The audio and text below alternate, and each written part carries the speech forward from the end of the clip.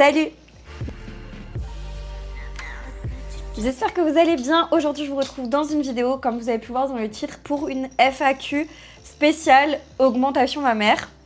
Donc pour celles qui ont suivi début d'année, là le 20 janvier précisément, j'ai réalisé, je me suis laissé faire une augmentation mammaire. J'ai enfin passé le cap. Je suis hyper contente parce que ça fait littéralement des années, aussi longtemps que je me souvienne, que j'ai toujours voulu me faire augmenter la poitrine parce que j'étais hyper complexée du fait qu'elle était, à mon sens, toute petite. Voilà, bien évidemment, cette vidéo, c'est fait pour répondre à toutes vos questions parce que j'en ai eu vraiment beaucoup des questions sur mon augmentation mammaire. Il y a beaucoup de questions qui reviennent, qui sont redondantes.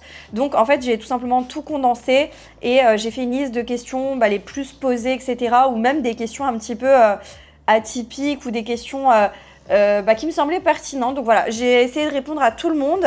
Je suis vraiment désolée si jamais je ne réponds pas à vos questions. N'hésitez pas à m'en poser sous cette vidéo. Si je vois qu'il y en a vraiment de trop, je referai peut-être une vidéo courte, format short ou une vidéo longue, tout dépend de la quantité de questions.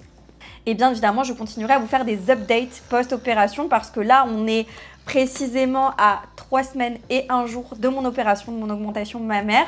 Et du coup, je vous ai fait plein de petites updates au fur et à mesure du temps qui est passé après l'opération. Donc n'hésitez pas à aller checker, vous avez tout sur YouTube ou sur les autres réseaux sociaux, donc n'hésitez pas à aller voir. Bien évidemment, je fais une petite parenthèse aussi dans cette vidéo pour vous dire que je n'incite personne à faire de la chirurgie esthétique.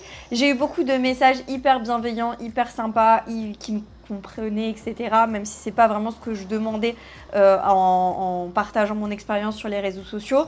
Moi, ce que je voulais vraiment, c'est partager mon expérience pour aider celles qui se posent des questions à aider à y voir plus clair. Je sais que moi, j'ai regardé énormément de contenu sur les réseaux et je me dis que plus il y a de contenu, plus il y a d'expériences personnelles de chacune qui sont partagées.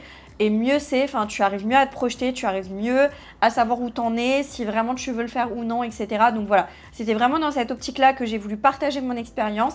Malgré tout ça, il y a encore des personnes qui viennent et qui jugent de façon très négative le fait que, par exemple, moi j'ai eu recours à la chirurgie esthétique, ce que je trouve hyper désolant. Je tiens vraiment à le préciser, c'est pas pour soulever les commentaires négatifs, j'essaye de pas y prêter attention, mais vraiment ce que je trouve hyper décevant, c'est que la plupart du temps ce sont des femmes qui viennent critiquer les autres femmes. Je ne comprends pas pourquoi vous êtes obligés de critiquer les autres ou les choix des autres pour vous sentir mieux. Voilà, c'est encore quelque chose que je ne comprends pas. Moi, je ne prône pas la chirurgie esthétique, mais je ne suis pas contre si ça peut aider à faire disparaître un complexe ou voilà, vous savez pas ce qu'il y a dans la tête des gens. Donc s'il vous plaît, quand on vous demande pas votre avis, ne venez pas le donner.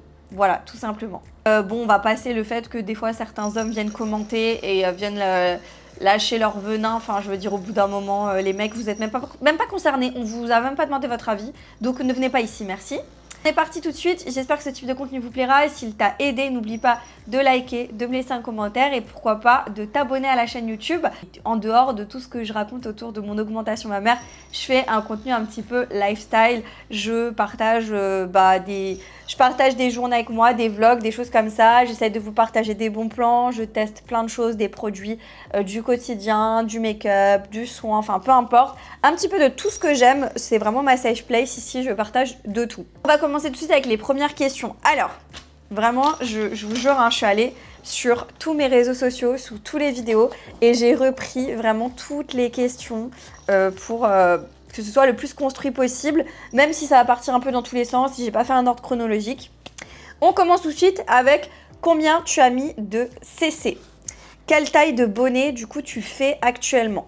Du coup j'ai mis 330 cc dans chaque sein. Il vous donne une petite carte quand vous sortez de l'opération pour tout simplement que vous ayez les informations de vos prothèses et qu'il faut toujours avoir sur soi. Donc moi je l'ai mis dans mon porte-monnaie au cas où, on ne sait jamais.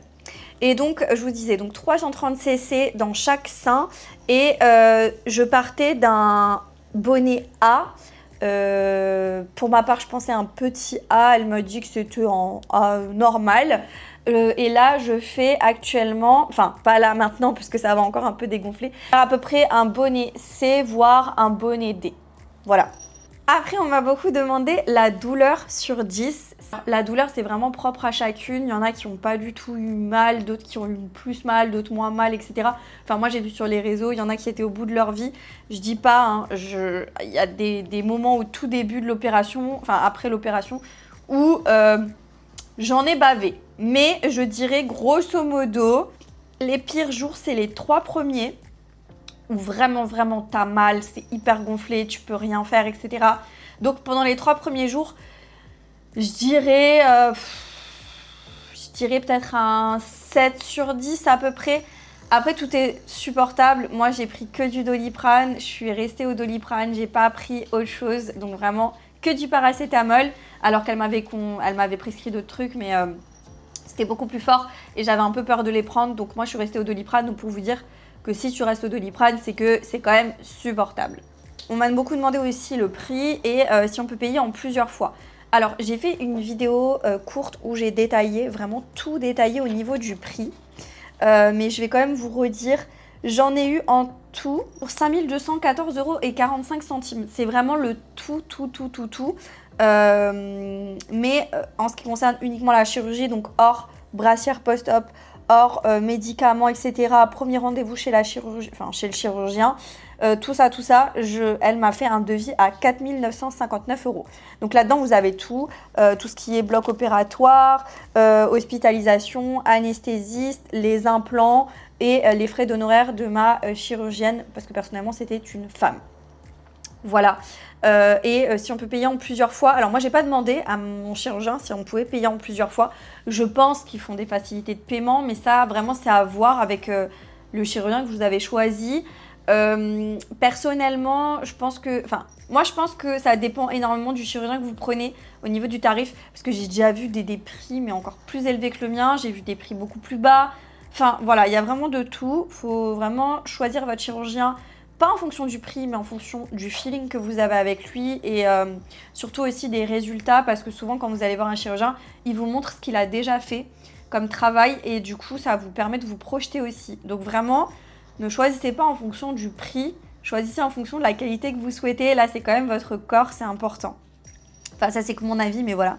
As-tu eu des drains? Alors oui, j'ai eu des drains, j'en ai eu pendant 2 jours. Alors, c'était hyper pénible, ça m'a fait très mal en dessous, parce que du coup, ils étaient là sur les côtés. Ça me faisait hyper mal pendant longtemps, j'avais l'impression d'avoir une balle de... Vous savez, une balle de golf, là, de côté. C'était hyper dérangeant. Et ça m'a vraiment fait mal pendant longtemps, même quand elle me les a enlevés. Même encore là, quand je touche, c'est un peu sensible. Mais je trouve que c'est bien d'avoir posé des drains parce que j'ai vu clairement la quantité de sang, de lymphe et tout ce qui en fait était mauvais, qui avait besoin d'être évacué. Je me suis dit si ça n'avait pas été évacué, parce que je sais qu'il y a des chirurgiens qui posent pas de drains et que ça aurait dû rester à l'intérieur, mais ça m'aurait fait tellement mal, je pense. Donc vraiment, c'est mieux. Moi, je trouve que c'est mieux. C'est très pénible d'en avoir parce que voilà, faut se trimballer avec et tout. Mais de toute façon, au début, tu fais rien. Donc, clairement, c'est pas hyper dérangeant non plus. Mais on va dire que le côté bénéfice, je trouve ça hyper bien. Enfin, moi, perso. Voilà. Dans quelle clinique je suis allée? Alors, pour me faire opérer, je suis allée, pour celles qui connaissent, à Strasbourg, à l'hôpital Réna. Au Réna, ouais, du coup. Qui était d'ailleurs hyper bien. Enfin vraiment, j'étais super contente, j'ai eu une très bonne expérience avec eux. Par contre, pour le nom de ma chirurgienne, je peux pas vous le communiquer comme ça sur les réseaux parce que j'ai pas le droit de faire de la pub, on est d'accord. J'ai payé ma prestation aussi, hein, sachez-le. Mais si vous avez envie peut-être de savoir le nom, parce que j'ai beaucoup de personnes qui me demandent, en général je demande de venir m'écrire en message privé sur Instagram ou sur TikTok et puis je vous réponds sans problème, mais c'est juste que je ne peux pas le communiquer comme ça parce que c'est considéré comme de la publicité et moi je ne fais pas de publicité, hein. Moi je suis hyper contente de ma chirurgienne, mais je ne fais pas sa publicité, vraiment pas. C'est vraiment un acte à pas prendre à la légère, ça reste un acte enfin c'est une opération. Je suis à 3 semaines post-opératoire, je suis encore, j'ai encore de la... Comment dire, j'ai pas totalement récupéré non plus, hein. Enfin, franchement, il faut pas prendre ces actes-là à la légère, même si vous voyez de partout les gens se faire opérer. Faut bien réfléchir, hein. Faut bien être solide dans ses appuis quand même pour encaisser, hein. Est-ce qu'on t'a demandé de retirer tous tes piercings, les faux ongles et mes cils? Alors non, j'ai demandé à ma chirurgienne qui m'a dit clairement, il n'y a pas besoin de tout enlever. Alors, je suis autant choquée que vous aussi, je pense, par rapport au fait que, question hygiène, c'est pas top. Mais après, j'étais quand même contente de ne pas devoir les enlever. Alors, elle m'a dit tous les piercings, oui, il faut les enlever, absolument. Donc ça, j'ai dû tout enlever.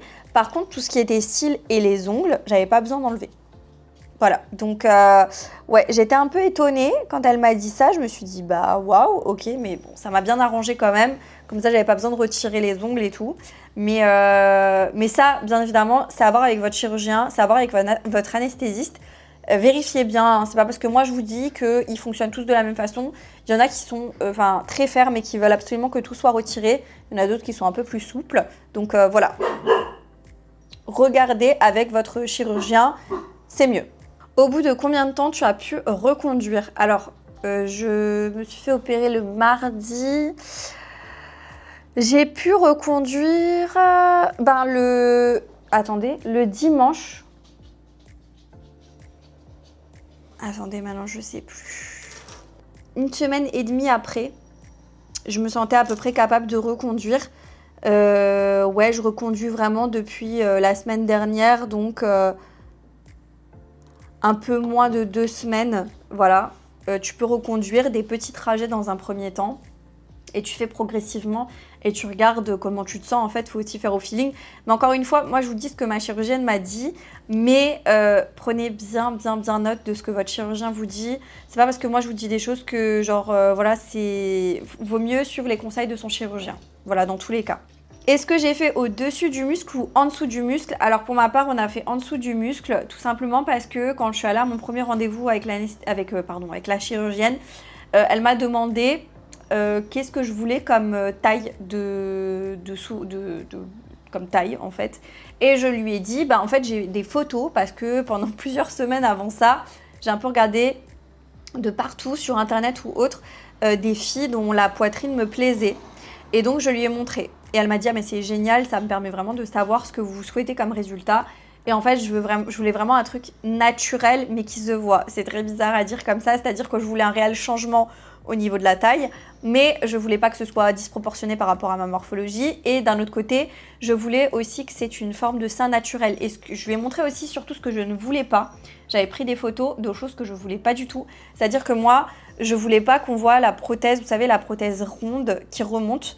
Je voulais vraiment pas. Et donc, on est parti sous muscle, pour que ce soit encore plus naturel et qu'on ne voit pas du tout la prothèse, et une forme anatomique.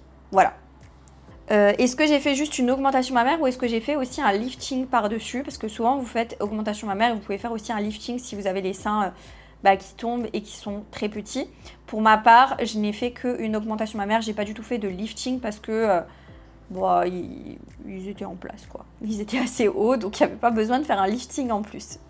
Mais apparemment, le lifting, c'est assez douloureux aussi. À prendre en compte si vous avez besoin de faire augmentation mammaire plus lifting. Est-ce que tu as eu une bande de compression? Alors, je pense que c'était la question, c'était est-ce que j'ai une bande là, vous savez? Souvent, quand on voit les filles sur les réseaux sociaux qui ont fait une augmentation mammaire, elles ont une bande qui vient les compresser, qui fait partie de la brassière. Hein. C'est une bande qu'on rajoute et qui permet d'aider à faire descendre les prothèses, si je ne me trompe pas. Et qui permet de les garder en place et tout. Et moi, ma chirurgienne, dès le début, m'a dit qu'elle n'en posait pas. Je lui avais aussi demandé si au réveil, quand je vais me réveiller à l'hôpital, est-ce que je serais bandée? Parce que j'ai vu aussi que ça se faisait beaucoup, qu'ils bandaient complètement. Je sais pas, comme pour aplatir ou j'en sais rien. Et elle m'a dit qu'elle fait pas du tout ça, que je vais juste me réveiller avec la brassière. Donc moi, ça m'a hyper rassurée. Parce que déjà, quand tu fais une augmentation mammaire, il faut savoir que on te met les implants et donc tu te sens hyper compressée. Enfin, hyper compressée, tranquille aussi, mais tu sens que comme si tu avais quelqu'un qui était assis sur toi ou un poids en fait sur toi constamment. Donc c'est assez oppressant, on va dire, et moi je me suis dit mais cette sensation d'être bandée complètement ou d'avoir une bande là qui te compresse continuellement, faut rester vraiment calme, hein. Faut pas commencer à paniquer parce que des fois tu as l'impression que tu n'arrives pas à prendre assez d'air.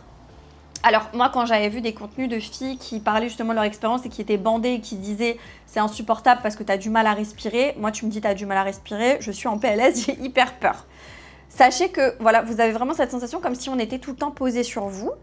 qu'un poids était sur vous, mais vous respirez. Hein, l'air passe, il n'y a aucun problème. C'est juste qu'il faut respirer doucement et il ne faut pas s'exciter, il ne faut pas être... voilà, faut pas paniquer quoi. Il faut respirer tranquillement. Et ça va, il n'y a aucun problème de ce côté-là. Enfin, voilà. Donc non, j'ai pas eu de bande de compression. On m'a demandé le résultat pour l'interrogation, donc j'avouerai que je ne sais pas trop quoi en penser. Je ne peux pas vous montrer le résultat. Hein. Je vais quand même vous montrer un avant-après ici, avec bien évidemment un sous-vêtement.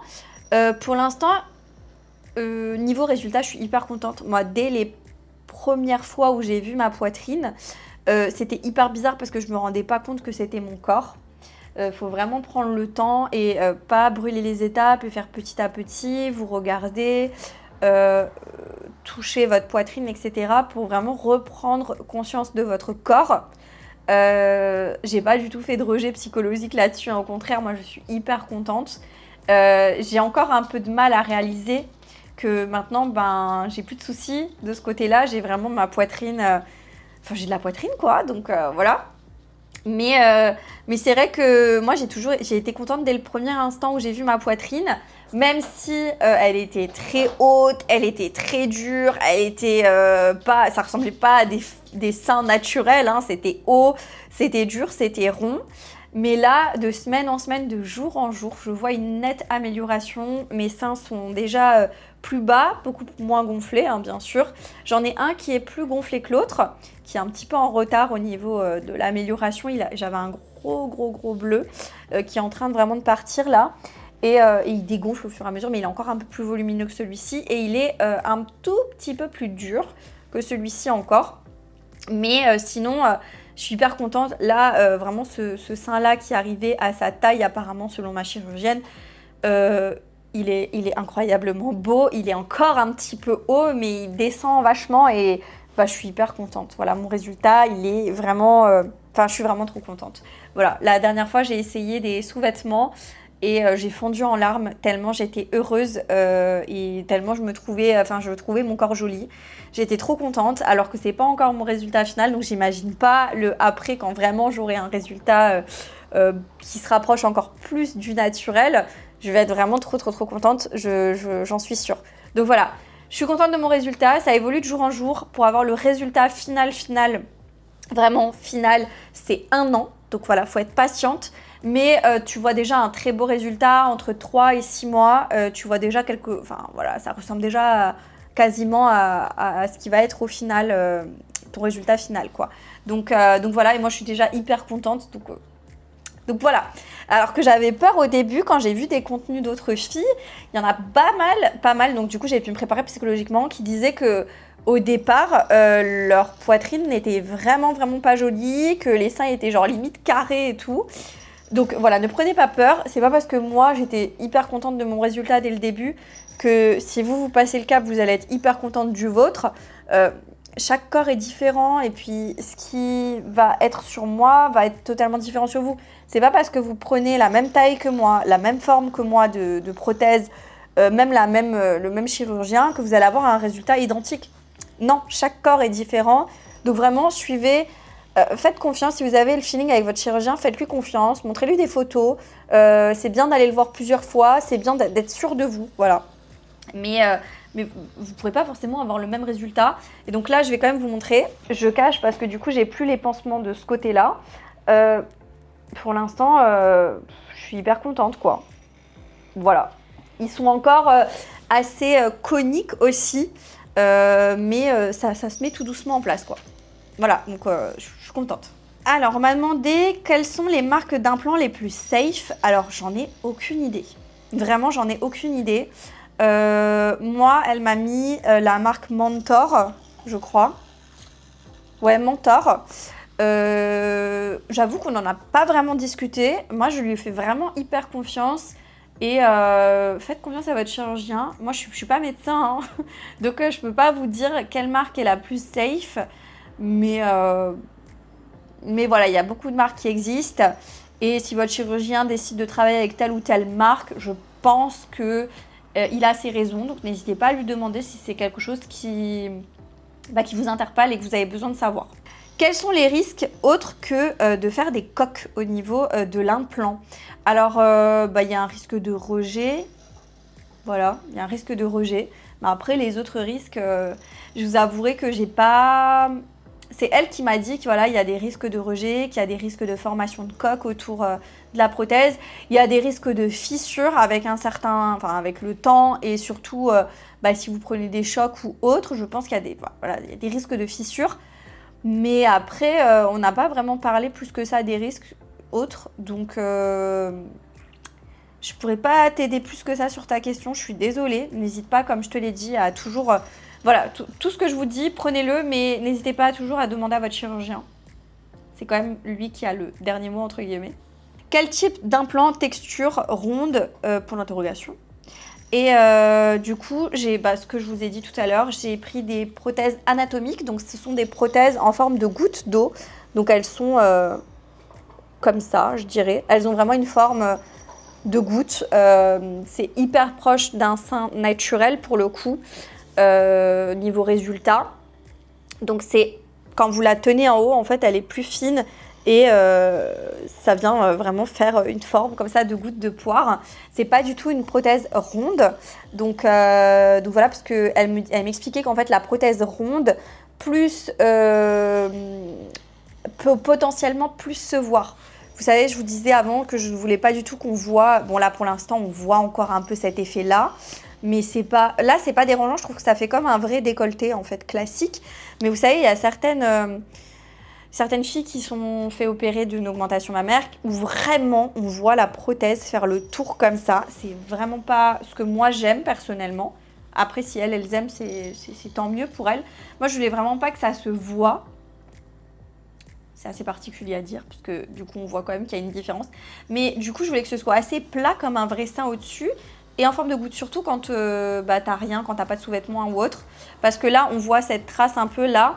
Mais quand je suis sans la brassière de contention, on la voit moins. Là, c'est parce qu'il y a un maintien et un soutien. Donc voilà.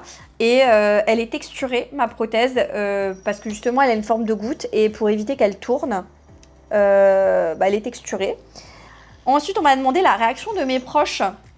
Alors, ça n'a jamais été un secret que j'étais complexée par ma poitrine. J'en ai parlé pendant très très très longtemps parce que moi, je ne suis pas quelqu'un qui suis, très gênée. Je parle très facilement de mes complexes, d'un petit peu tout. Enfin, j'ai pas de soucis. Et dans ma famille, on est assez ouvert donc à la discussion. Donc voilà, j'en avais déjà parlé que je voulais faire une augmentation mammaire. Ce qui me bloquait, c'était vraiment le fait d'avoir peur, la crainte de le faire opérer tout simplement, la crainte de l'anesthésie, la crainte, voilà.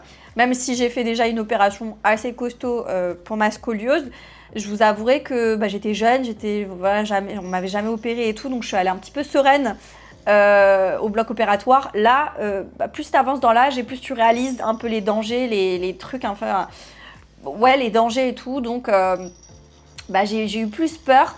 Et du coup, j'avoue que c'est ça qui m'a bloquée pendant longtemps. Vraiment cette crainte de passer le cap, de se faire anesthésier, d'être sur la table d'opération, etc. et tout, de ne pas contrôler l'instant. Ça me faisait peur. Mais voilà, ma famille était au courant que j'étais complexée par ça. J'en parlais très souvent. Mais c'est vrai que là, l'été dernier, j'y pensais tout le temps. Et puis, ça me quittait jamais cette idée-là. Et je me suis dit, pourquoi pas déjà faire un rendez-vous chez un chirurgien. Déjà juste pour voir ce qui se passe. Et en fait, tout s'est enclenché après ça. Donc j'ai dit à mes parents que j'allais prendre mon premier rendez-vous chez un chirurgien pour un petit peu voir comment ça va se passer, prendre des informations, etc. Et donc forcément, mes parents, ils n'ont jamais été contre mes choix. Au contraire, ils estiment que je suis grande, que c'est mon corps, que je fais ce que je veux de mon corps. C'est pareil pour les tatouages, c'est pareil pour les piercings. Voilà, si j'ai envie de faire quelque chose, je leur dis que je vais le faire. Je leur demande pas l'autorisation, on est d'accord, parce que j'ai 28 ans quand même. Mais c'est vrai que j'ai toujours leur soutien dans tout ce que je fais, dans tout ce que j'entreprends. Et d'ailleurs, ça me fait énormément plaisir et j'ai vraiment un entourage qui est incroyable. Et du coup, ils avaient peur, forcément, ils ont toujours un peu de crainte pour moi quand je fais des choses comme ça. Surtout là que c'est une opération, donc ma mère, elle était un petit peu stressée, angoissée. Mais bon, elle a dit, voilà, je sais que c'est un complexe, je sais que si c'est ce que tu veux, fais-le. Voilà, c'est toujours ça en fait qui me dit, si c'est vraiment réfléchi, si tu as envie, si tu veux, si fais-le. Donc moi, il m'accompagne dans tout, hein. Mon père m'a emmené à des rendez-vous, m'a accompagné quand j'avais besoin. Ma mère, c'est pareil. Pour les rendez-vous post-opératoires, le jour de l'opération, d'ailleurs, c'est eux qui m'ont emmenée, c'est eux qui m'ont recherché parce que mon chéri, finalement, travaillait, enfin, comme mon opération a été décalée. Donc, vraiment, ils sont là tout le temps pour moi et bah, je les remercierai jamais assez. Et voilà, et du coup, bah, ils m'ont cherché après l'opération. Ils ont attendu de 16h jusqu'à 19h devant le service d'opération en ambulatoire parce qu'il fallait attendre que la chirurgienne passe dans ma chambre. Du coup, bah, ils ont attendu. Donc voilà, et puis ils étaient là tous les jours de la semaine parce que les horaires de travail de mes parents font qu'ils peuvent être assez disponibles.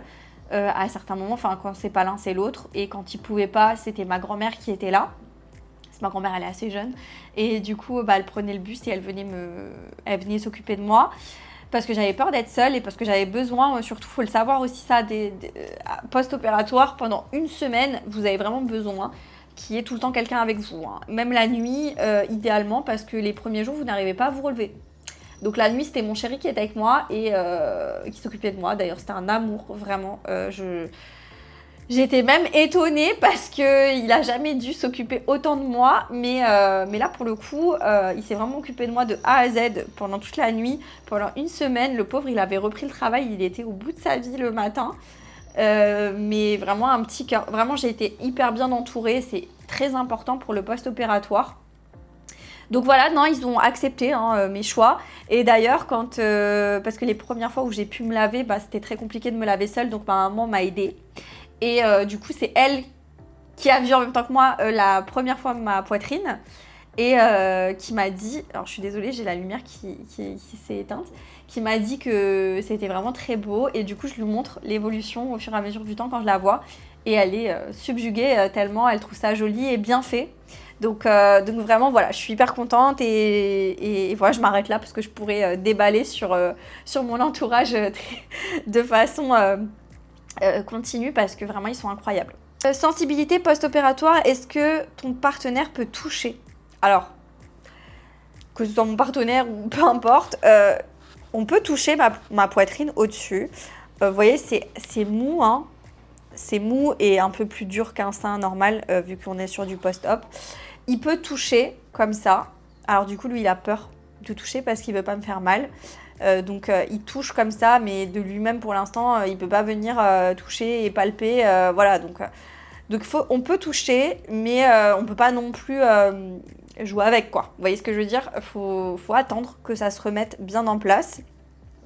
Et sensibilité post-opératoire, je sens mon sein partout et je suis assez sensible. Je pense que c'est le temps que ça cicatrise.